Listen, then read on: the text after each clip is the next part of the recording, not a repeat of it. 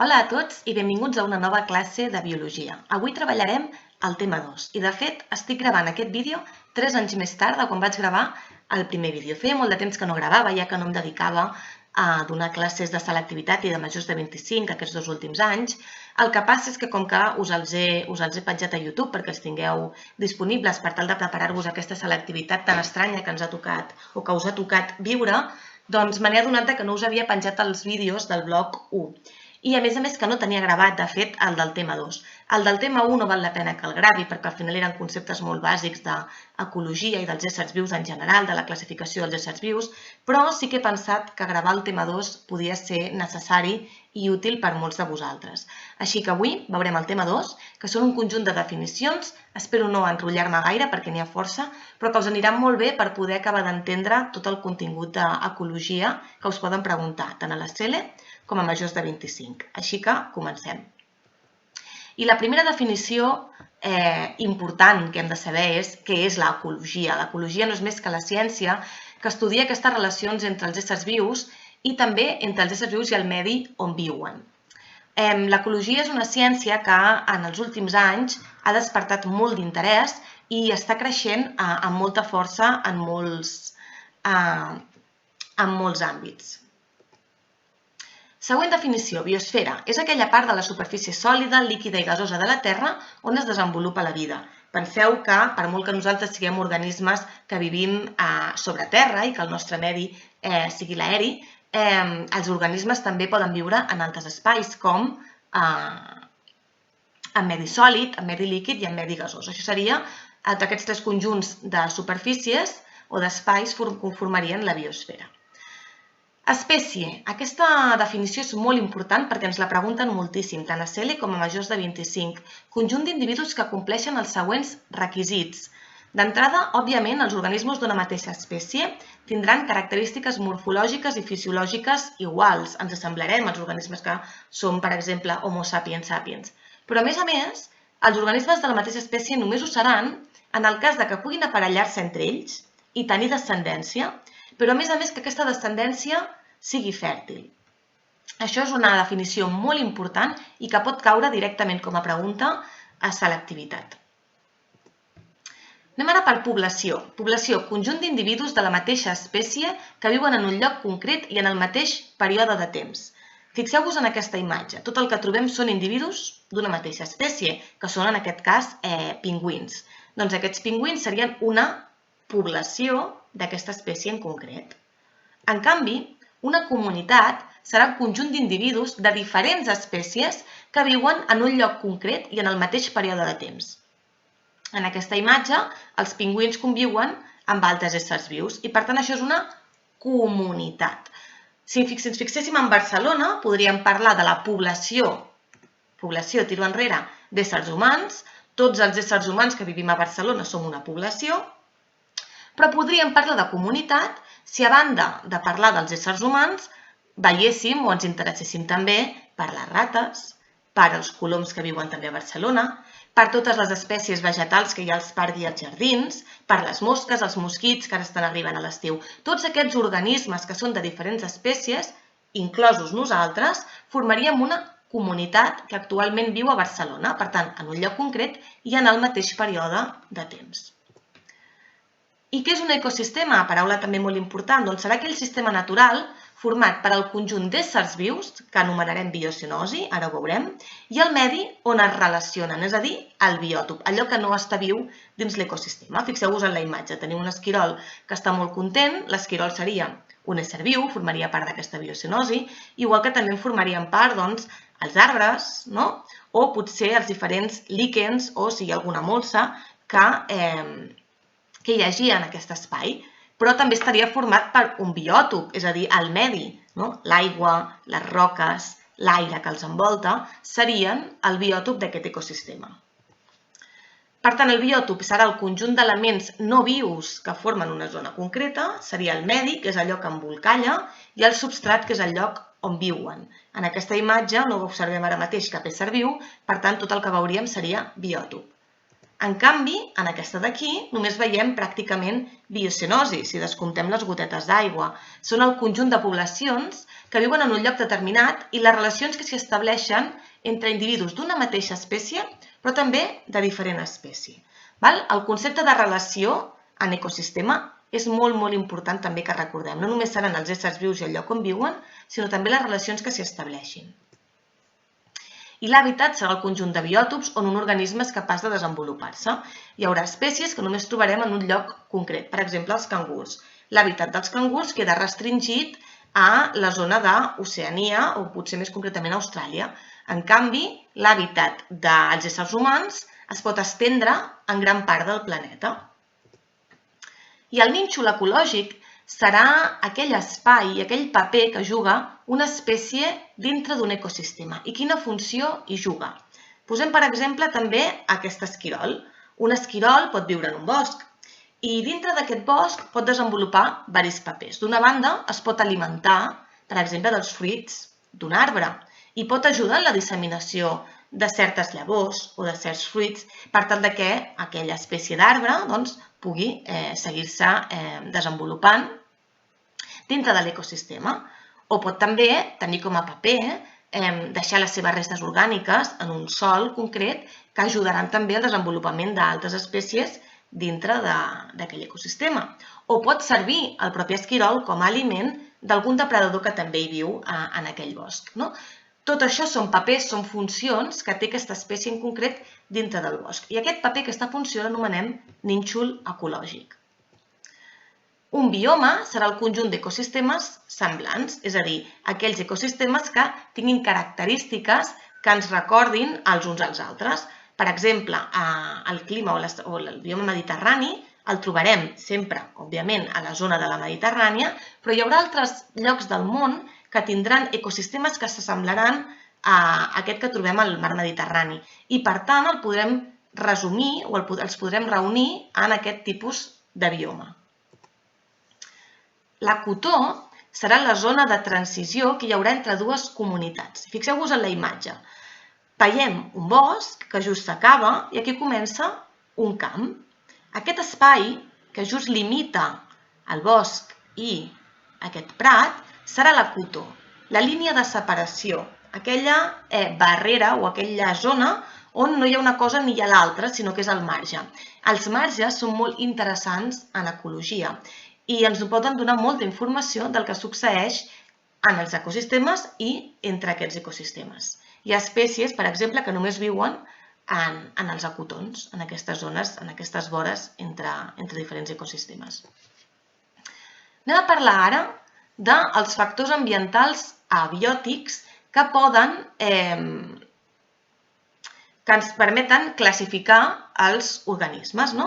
Per exemple, existeixen animals que coneixem com a poiquilotèrms, que són aquells animals que poden ajustar la seva temperatura corporal a la temperatura ambiental. És el que comúment diem animals de sang freda, perquè adapten, no està del tot ben dit, perquè al final la temperatura de la sang no serà una temperatura que nosaltres considerem freda, sinó que el que fan és ajustar la temperatura del seu organisme en funció de la temperatura que faci fora. Això serien els animals poiquilotèrms, mentre que els animals homeotèrms són capaços de mantenir la seva temperatura, la del cos, constant, independentment de la temperatura que faci a l'exterior. Per exemple, nosaltres som animals homeotèrms i sabem que la nostra temperatura mitjana rondarà els 36, 35, 37 graus, perquè som capaços de regular-la. I això és molt important perquè tots els nostres processos bioquímics, fisiològics, es desenvolupen correctament a aquesta temperatura. I és necessari i important que la seguim mantenint perquè, si no, tot aquest funcionament de l'organisme no seria correcte. Per això, quan els cossos, els éssers humans, estem en zones amb molta calor o, per exemple, tenim febre, és important que el cos retorni a la temperatura que per nosaltres seria òptima.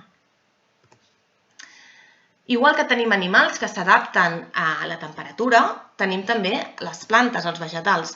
En funció de de quines característiques o de com estiguin adaptats al medi que els envolta, trobarem uns organismes o uns altres. Per exemple, els higròfits són aquells organismes que estan adaptats a viure a zones molt humides.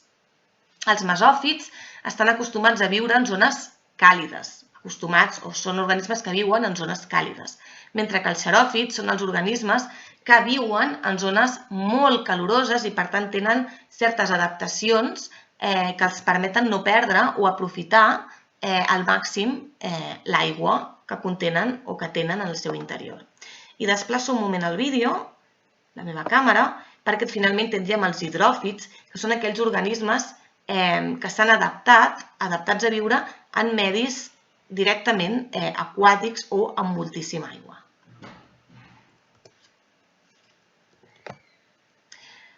Pel que fa als organismes vegetals adaptats a viure en funció de la llum que reben, tindríem plantes o organismes aciòfils en el cas que estiguem parlant d'organismes adaptats a viure amb poca llum. Per exemple, les molses o les falgueres són organismes que amb molt poca llum sobreviuen molt millor. Mentre que aquelles que estan adaptades a viure amb grans quantitats de llum o que inclús necessiten aquestes grans quantitats de llum solar, les anomenem heliòfiles. És important, i això ho haureu treballat durant el curs i també ho veureu, saber que els ecosistemes aquàtics tenen certes característiques i que classifiquem les zones que hi ha en l'interior d'aquests ecosistemes aquàtics amb diferents noms, normalment en funció de la quantitat de llum que els arriba. Per exemple, tindrem la zona fòtica i la zona afòtica. La zona fòtica és aquella zona de l'ecosistema aquàtic on arriba la llum, mentre que la zona afòtica, que normalment és a més profunditat, serà aquella zona on no hi arriba la llum. La zona fòtica i la zona afòtica seran molt interessants, per exemple, a l'hora d'estudiar els organismes que viuen en aquests diferents nivells o profunditats, ja que els organismes que visquin a la zona fòtica, en la que hi ha llum, poden ser o poden arribar a ser organismes fotosintètics. Estic parlant de plantes o de certs bacteris o algues. En canvi, aquells que visquin a la zona afòtica seran organismes que segurament no faran la fotosíntesi, segurament no la faran perquè no els hi arriba la llum per poder-la realitzar. Sí? Organismes que viuen en zona fòtica, organismes que viuen en zona afòtica. Sí que tenen llum, no tenen llum. Molt bé. Aquestes tres imatges que acabo de passar, fixeu-vos que tenen com a títol corrents, bàsicament estan aquí per explicar que existeixen els corrents aquàtics, els corrents marins, igual que existeixen els corrents aeris, que seran factors ambientals físics, en aquest cas determinats pels canvis de densitat, ja sigui del fluid de l'aire o de l'aigua, que els organismes han après a utilitzar en favor seu. Ja sabem, per exemple, que les tortugues utilitzen els corrents marins per desplaçar-se, o es poden observar certs blooms. Blooms són afloraments d'algues o de bacteris en certes zones de medis aquàtics, també produïts per els corrents que transporten certs nutrients a certes zones concretes i això permeten que proliferin certs organismes o microorganismes en espais determinats d'aquest medi aquàtic. O, per exemple, hi haurà les corrents aèries que permeten a certs ocells o a certes aus desplaçar-se d'un lloc a un altre utilitzant el moviment d'aquestes corrents. En canvi, a part dels factors ambientals físics, també tenim els factors ambientals químics, abiòtics. Vèiem que hi havia organismes que eren capaços de regular la seva temperatura. La temperatura és un factor físic, però també hi ha organismes capaços de regular les concentracions de sal o de certs ions que tenen en el seu interior. Estem parlant d'un factor ambiental abiòtic químic. Per exemple, els organismes poiquilosmòtics són aquells organismes capaços de modificar la concentració de sal que tenen a l'interior del cos en funció de la salinitat de l'exterior, com per exemple les estrelles de mar. En canvi, els organismes homeosmòtics seran aquells que tenen fixa sempre la concentració de sal de les seves cèl·lules, independentment de la salinitat del medi.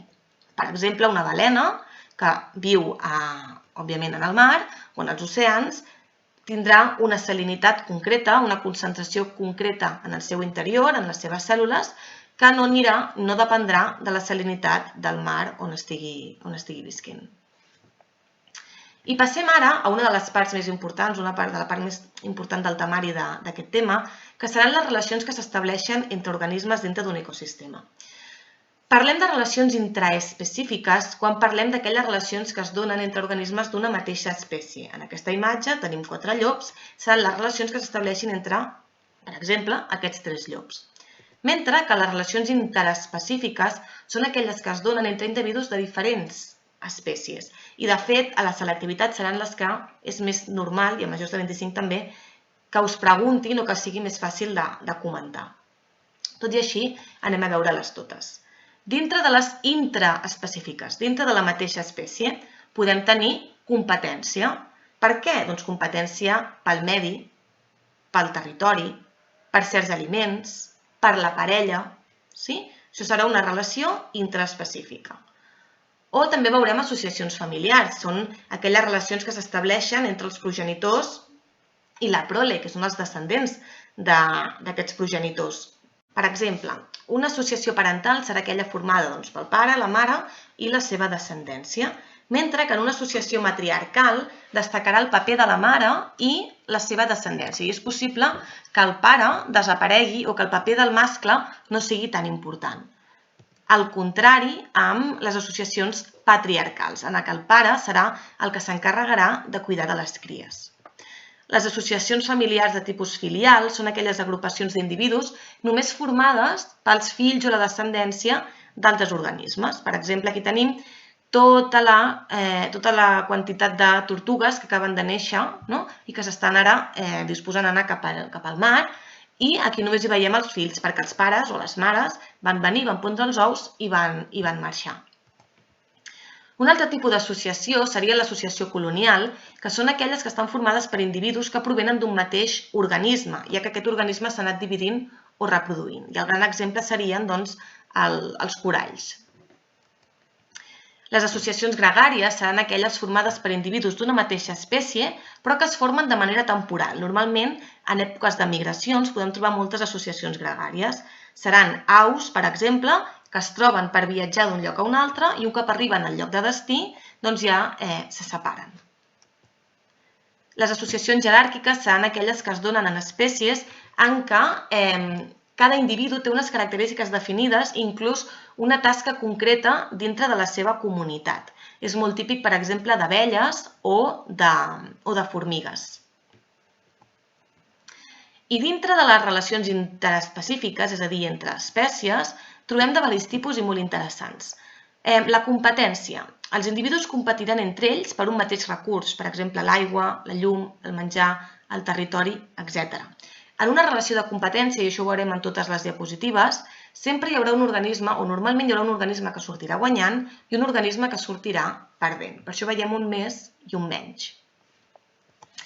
En la depredació consistirà en la captura d'una espècie, que serà la presa, per part d'una espècie que serà el depredador. El depredador, normalment o sempre, es menjarà aquesta presa. Òbviament, el depredador sortirà beneficiat, mentre que la presa sortirà perdent, sortirà perjudicada. Un altre tipus de relació molt típica entre espècies interespecífica és el parasitisme, que és la relació en què una espècie parasita, s'aprofita d'una altra espècie. En aquest cas, l'espècie de la qual se n'aprofiten és l'hoste i el que ho està realitzant és el paràsit. Hi haurà ectoparàsits i el que fan és parasitar-te des de l'exterior, per exemple, un mosquit o una puça, i hi haurà els endoparàsits, que són aquells que viuran dintre o a l'interior d'altres organismes, com per exemple podria ser una tènia. Hi ha molts paràsits que, o per no dir la majoria, són paràsits obligats, és a dir, que sense dur a terme aquest parasitisme no podrien sobreviure. Un altre tipus de relació interespecífica seria el comensalisme, M'he deixat de dir abans que, òbviament, en el parasitisme una espècie en surt perjudicada, que seria l'hoste, i l'altra beneficiada, que seria el paràsit.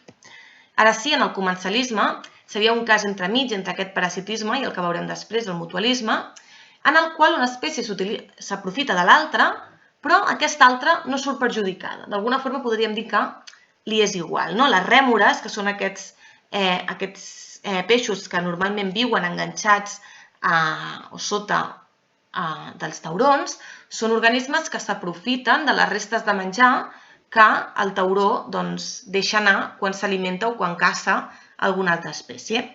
Les rèmores s'aprofiten d'aquest aliment i, a més, aprofiten un transport que els dona el tauró. Al tauró li és igual, per tant, posem un 0, mentre que l'altre organisme, aquest comensal, en surt beneficiat. La tanatocresi existeix quan parlem d'organismes que s'alimenten de les restes mortes d'una altra espècie. En aquest cas, l'organisme que se n'aprofita, per exemple, el voltor, en surt beneficiat, mentre que l'altre, podríem dir que li és igual, ja que es tracta d'una espècie que ja està morta. L'inquilinisme fa referència a quan un individu s'instal·la a dins o a la superfície d'un altre individu i no se n'aprofita, és a dir, no surt perjudicat aquest segon individu, sinó que també, d'alguna forma, que li és igual. I l'altre només l'utilitza com a lloc per viure. El gran exemple d'inquilinisme seria els ocells que fan els nius a sobre dels arbres. Els arbres, d'alguna forma, no surten perjudicats. És per això que tenim un que surt beneficiat i un altre que ni beneficiat ni perjudicat. El mutualisme seria el primer exemple en què les dues espècies surten beneficiades.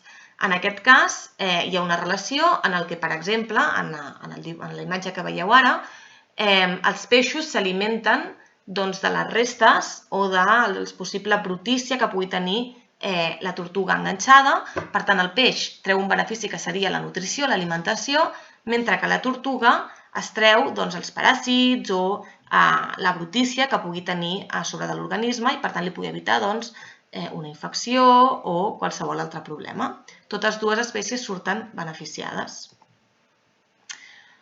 La simbiosi seria un cas molt especial de mutualisme en el qual dues espècies es relacionen, però a més aquesta relació és necessària, és a dir, ja no poden existir l'una sense l'altra, no poden viure per separat.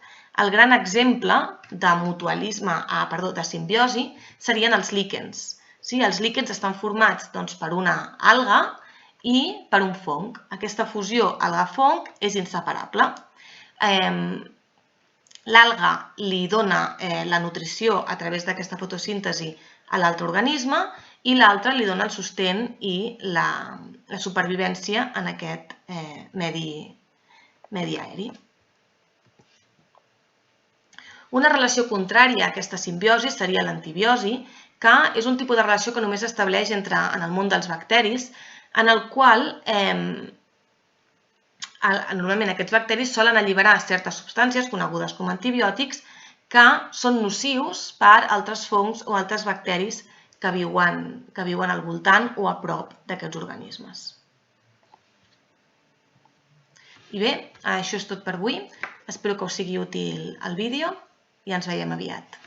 Adéu!